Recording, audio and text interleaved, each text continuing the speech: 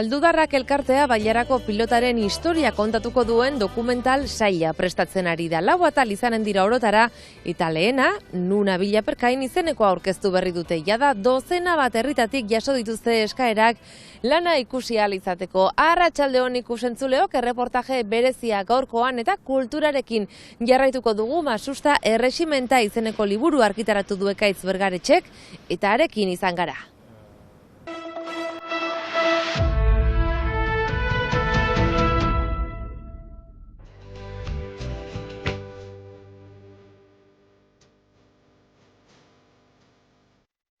Atxaldeon, Mikel. Atxaldeon, Aitor. Aldudarrak elkartea Bailarako pilotaren historia kontatuko duen dokumental saila prestatzen ari da. Urte askotako lanaren fruitua. Hasia aspaldikoa da. 1997koa da. Egan editan duden gure elkarteak erosi zuen kamera bat. Eta gure ideia zen, lekuko gertakariak eta hasia eta jenderi erakustea. Eta ari hortaik segituz, sortu da hortaik ero kanal dude, baina guk nahi izan dugu ere, oaik aldudeko memoria irudiz dena bildu. Gure artxiba guziak numerizatu ditugu. Eta horik baloratu zen eta numerizatu bai, zeiten duzu gero horrekin. Aldiz, gaika, hori jendeari erakutsi. Eta horrean, oartu ginen, bazela pilota ere. Eta pilotaren inguruan hasi girelarik, bada alduden Perkain izeneko pilota elkarte bat. Horaz ez. Eta aigeri buruz joan, eta pentsatzen duzu dela zerbait egiteko pilota, eta bai, eta gero, hortaik hasi da erokeria. Bildu duten material kopuru handia dela eta orotara 4 dokumental edo kapitulu egingo dituzte. Urtero bat, mendeka banatuak 18. hasi eta 21. mendearekin itxiko dena. Eta lehena, Alduden aurkeztu berri dute Bailarako ate irekien kari. Irautza denborakoa, garai hortakoa da, eta nolaz ez Perkain pilotari famatuarena. Beraz, Nuna Villaperkain du titulua, haren bila gabiltza. Eta hori, ikerketa hori da kondatua dokumentalmente. Perkain figura mitiko bata, eta joiten zira edozein lekuetan eskolegietarat, denek badakiten orden. Salbu, emeki, gizaldi, oaiko gaztek eta ez dakitelan gehiagon orden Perkain. Eta figura hori Aldudarra da Perkain. Auriz behin sortua, baina bere familia dintzen Alduderak bizitzeat. Ahatik, Perkainen historioaren kondatzeko ikaragereko zailtasunak izan ditugu. Zenta, Perkain hainitz aipatzen da, irautza denborako dokumentuetan, baina ez da pilotaria aipatzen. Haren anaiak, zenta Perkain da etxearen izena. Eta besteak aipatzen dira hainitz, baina gure pilotaria ez da aipatzen. Euskaldun kirola bat, gorez lirotenak. Horrean, ikerketa bat egin dugu, baina bilatuz bezala kondatzen ditugu hainiz gauza. Partikulazki gerla izan dela, Frantzia eta Espainiaren artean, Aldude eta Baigorriaren artean, hori jendek ez dakite hemen. Ez dakite, ez dute zautzen, nolaz ez daukute erakatsi, historio hori. Eta horrean hor badu aitzaki bat, estakuru bat, historio egin kondatzeko. Baina Perkain aurkitu dugu. Eta aurkitu dugu Gipuzkoan, Tolosako artxiletan. Han dokumentu zoragarri bat aurkitu dugu, eta hori badakigu Perkain pilotari ikaragarria zela.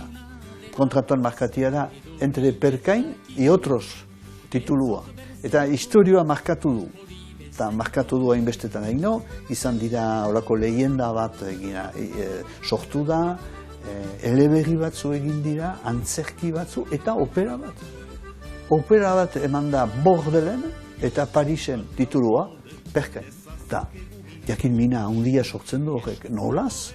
Horako Perkain batek ukandu horako eragina, horako edadura, nahi bozu, eskualegian. Denak karima, berberaren gorpu, Heldu den urterako egingo duten dokumentalean 19. mendea izango dute aipagai, eta besteak beste, mendian, pilota soroetan jokatzen zen pilota aipatuko dute. 20. mendeari dagokion 3. dokumentalean aldiz, pilotari zaharrekin mintzatuko dira beren bizipenak biltzeko. Eta 4. izanen da, guai, 21. mendean, pilota nola biziarezi.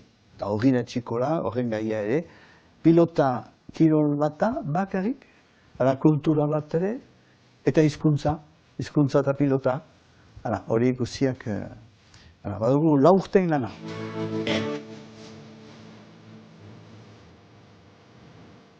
Eta lan horren lehen alea ikusi nahi dutenek, Aldudarrak elkartearekin harremanetan jar daitezke beren herrira eramateko. Interneten ez baitute jarriko, beraiek topaketak egin nahi bai dituzte. Jendearekin sortu hageman hori eta jakinmin hori pixka bat landu, baizu. Beti gauza bera da, gure historioa ez dakute erakatsi, eta hori behar dugu eskuratu, eta hori behar dugu jenderi itzuli. Pilotaren eta Aldudarrak elkartearen eskutik nondik gatozen ikasteko parada beraz, nora joan nahi dugun argi izateko.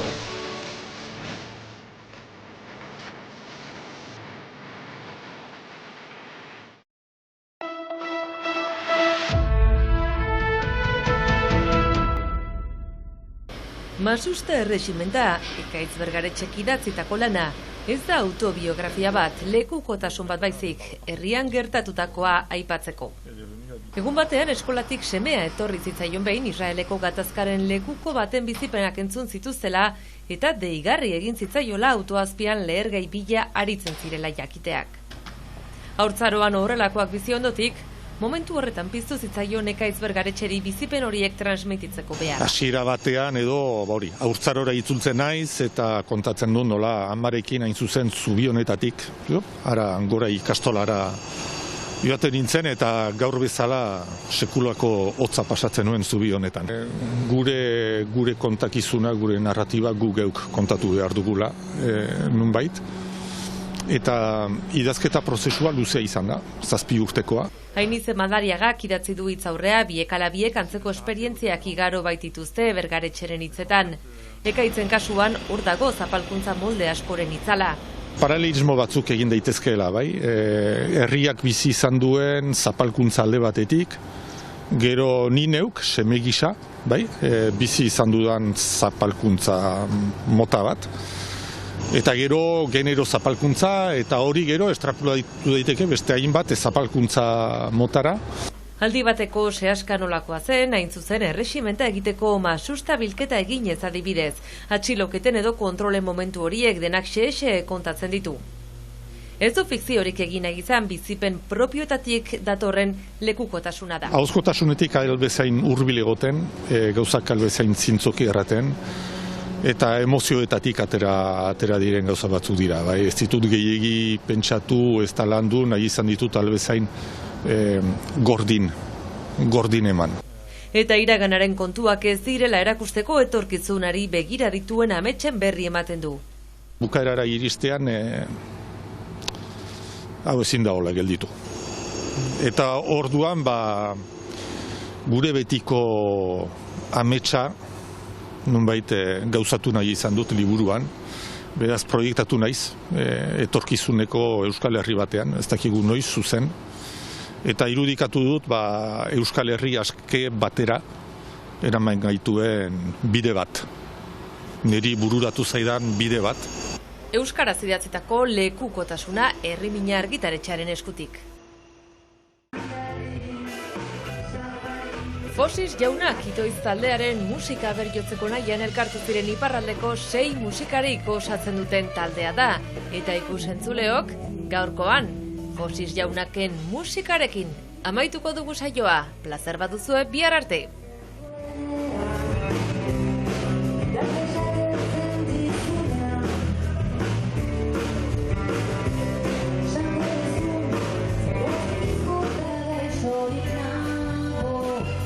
Yo te lo hice, yo te